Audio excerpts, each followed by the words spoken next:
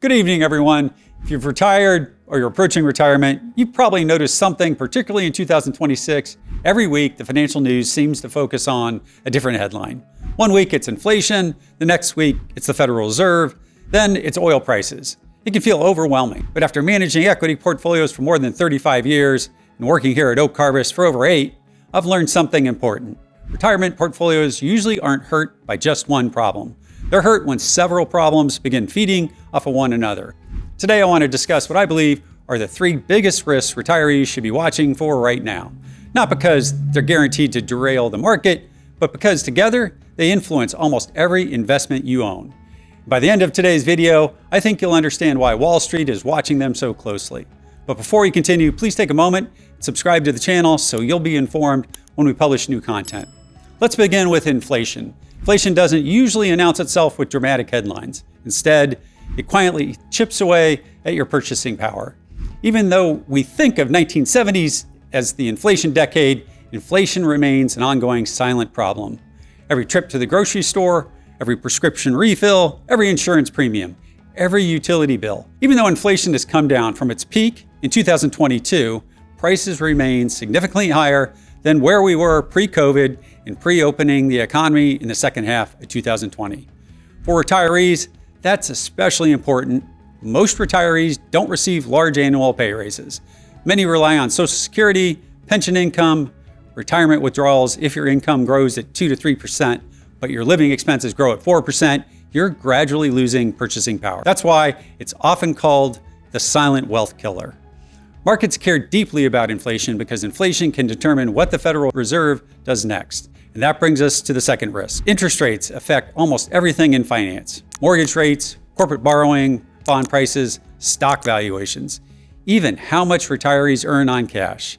The good news, today's higher rates will reward more conservative savers.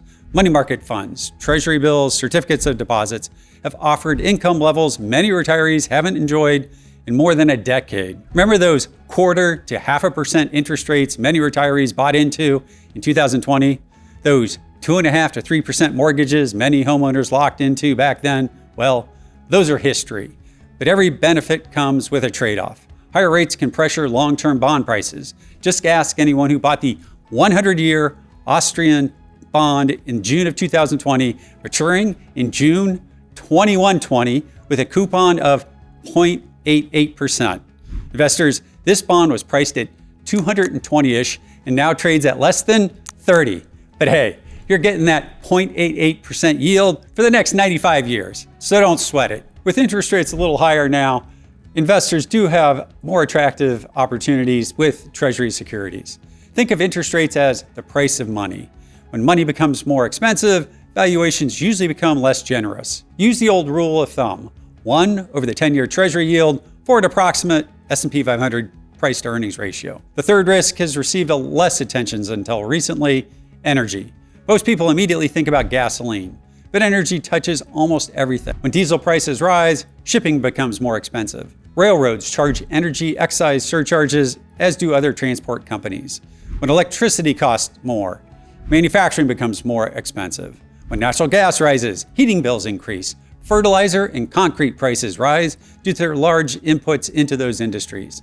Businesses don't simply absorb those higher costs. Eventually, many of them pass them on to consumers. This is known as cost push inflation versus demand pull, like what's going on in the DRAM memory semiconductor industry right now.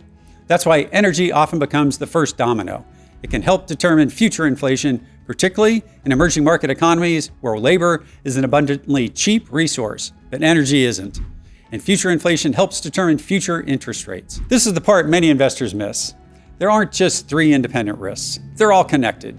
Higher oil prices can increase inflation. Higher inflation can keep the Federal Reserve from cutting rates, even though raising rates doesn't really help oil supplies. Higher interest rates can pressure stock and bond valuations. It's a chain reaction. That's why one headline's all about oil prices can eventually influence your retirement portfolio. After 35 years managing portfolios, I've learned the goal isn't predicting every CPI report. Those who have followed our investment content know that I despise discussing the government economic data, every Fed meeting, or every move in crude oil. The goal is building a portfolio that can survive all 3. That usually means maintaining diversification, owning quality companies with pricing power, keeping enough liquidity for near-term spending, and avoiding emotional decisions based on short-term headlines, not getting caught up in the newest investment trends. Think of the swirl around SpaceX just 4 weeks ago. Because these cycles eventually change, they always do. So what's the biggest lesson? Inflation, interest rates, energy prices, none of them operate in isolation. They influence one another, and together, they help explain why markets sometimes behave the way they do. As investors, we don't have control over inflation. We don't set interest rates, and we certainly don't determine oil prices. But we can control something much more important, our investment discipline. Because after 35 years in this business, I've learned that a successful retirement investor isn't about predicting every headline. It's about understanding the forces that truly drive long-term wealth. And in retirement, it's about meeting your needs first and your greed second. I'm Chris Perras. Thank you for watching. If you found today's discussion helpful, please like the video, subscribe to the channel, and leave a comment below.